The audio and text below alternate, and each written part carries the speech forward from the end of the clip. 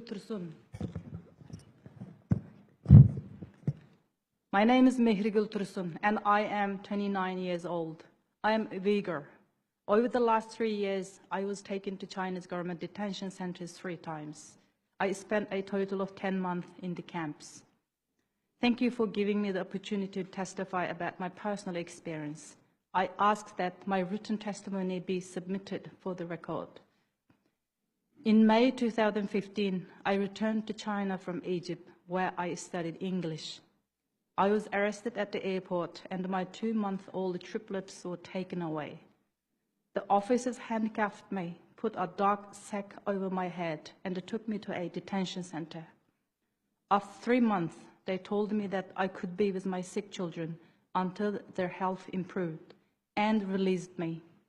My oldest son had died in their hands.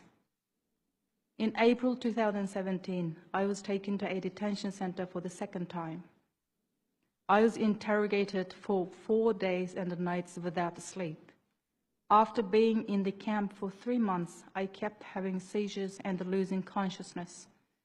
I was finally released to a mental hospital. From there, my father took me home and I gradually recovered. In January 2018, I was detained for the 3rd time.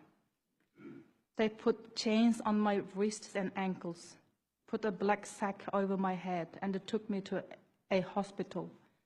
I was stripped naked and put under a big computerized machine.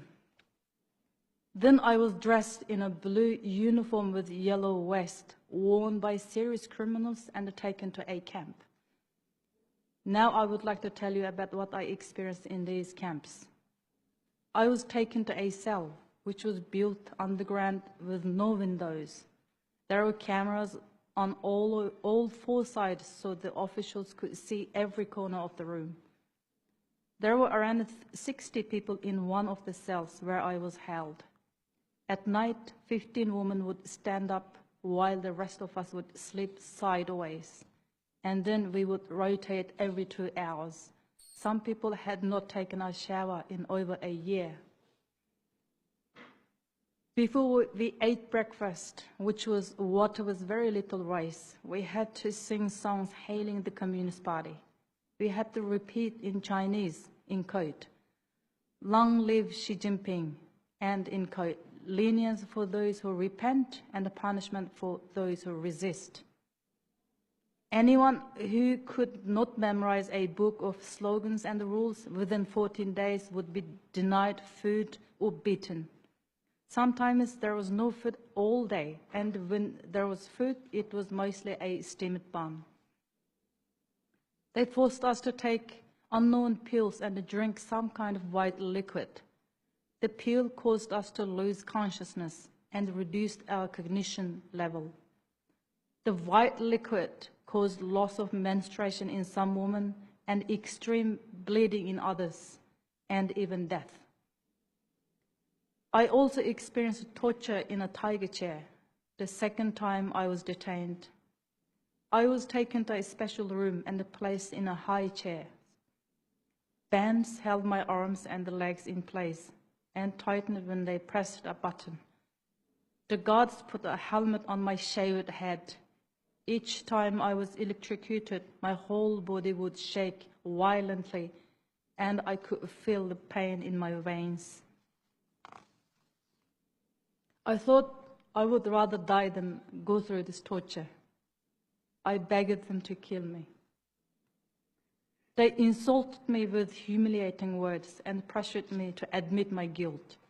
They told me my mother and the son had died. My father was serving life in prison, and that my family was torn apart because of me. In another cell where I was held, there were 40 women, aged between 17 and 62. When I left the cell after about 3 months, there were 68. Most of them were educated professionals, such as teachers and doctors. I witnessed 9 deaths in my cell in 3 months. I cannot imagine how many deaths there must be in all the camps. In the camps, I met a 23-year-old woman named Patam Khan. Her crime was attending a wedding in 2014 that was held according to Islamic traditions, where people did not dance, sing, or drink alcohol. She said 400 people who attended that wedding were all taken to the camps. When she was taken, she had left her 2 kids in the field. She agonized every day about where her children were. One night, she suddenly dropped to the floor and stopped breathing. Several people with masks came and dragged her away. After more than 3 months in the camp, I came out and was again able to see my kids. Thanks to the help of many wonderful people, I was able to come to the United States. Words cannot describe how joyful I felt when I landed in Virginia 2 months ago. But I'm not completely free from my traumatic experience. And I fear that the Chinese government is still monitoring me. My brother recently left a voicemail on my cell phone. He said, in quote, "How could you do this to your parents? What kind of daughter are you? You should go to the Chinese embassy right away and to denounce all the things you said about the Chinese government in the interviews you gave to the Radio Free Asia. And to tell them you love China.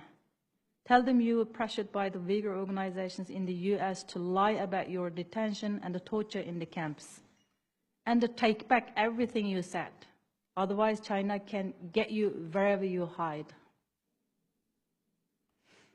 I'm trying to start a new life in America, go to school, and take care of my son and daughter. But now I'm terrified that the Chinese government could still threaten me from so far away. Please protect the Uyghurs in America from the Chinese government's threats. Please help Uyghur refugees around the world who will be taken to the camps if they are forced to return to China. Please take action to save the people who are being tortured right now. I hope the US government will take a strong action against the officials responsible for torturing me, and the death of my little boy, and the death of so many innocent Uyghur people. My people look to the United States as a beacon of hope. It is the only country that can tell China to stop its ethnic cleansing of the Uyghur people. I still remember the words of the officers when I asked what my crime was. They said, in quote, "Being a Uyghur is a crime."